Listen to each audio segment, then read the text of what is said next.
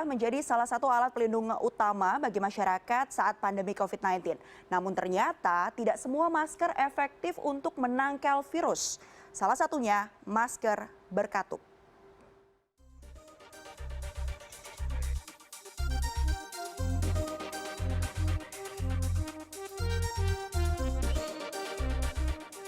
Ada banyak jenis masker yang beredar di pasaran yang dapat menjadi fungsi pelindung diri bagi masyarakat, seperti masker berkatup seperti ini.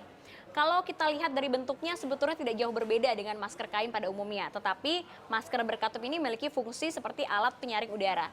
Kemudian di dalamnya juga ada filter tambahan. Saya akan mencoba untuk membandingkan bagaimana perasaannya untuk kita memakai masker berkatup dengan juga memakai masker kain yang sehari biasanya saya pakai. Kalau dari segi kenyamanan dibandingkan dengan masker kain biasa, memang saya merasa lebih bisa bernafas lebih lega dibandingkan dari biasanya.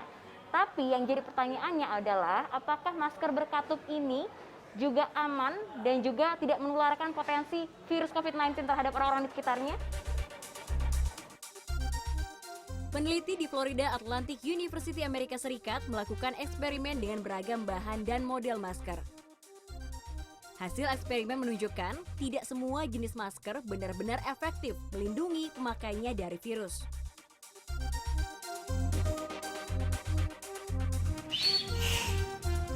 Slogannya kan maskermu melindungimu dan maskermu melindungiku, ya kan?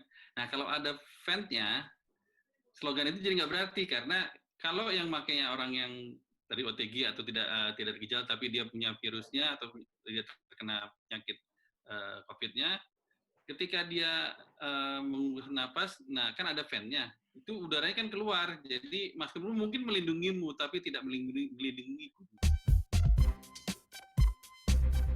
Berdasarkan hasil eksperimen, ada beberapa jenis masker yang tidak direkomendasikan untuk digunakan masyarakat dalam sehari-hari. Yang pertama ada masker buff. Kenapa ini dianjurkan? Karena dikhawatirkan ini masih ada pori-pori yang terbuka sehingga ketika droplet keluar ini justru akan menjadi partikel yang jauh lebih kecil lagi. Sehingga penyebarannya pun akan jauh lebih meluas. Selanjutnya juga ada masker berkatup yang memiliki filtrasi udara seperti ini.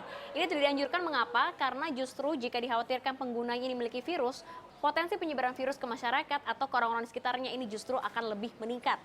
Dan yang terakhir juga ada masker kain yang tidak berbahan katun. Mengapa harus bahan katun? Karena kalau bukan bahan katun biasanya pori-porinya tidak serapat masker berbahan kain dari bahan dasar katun.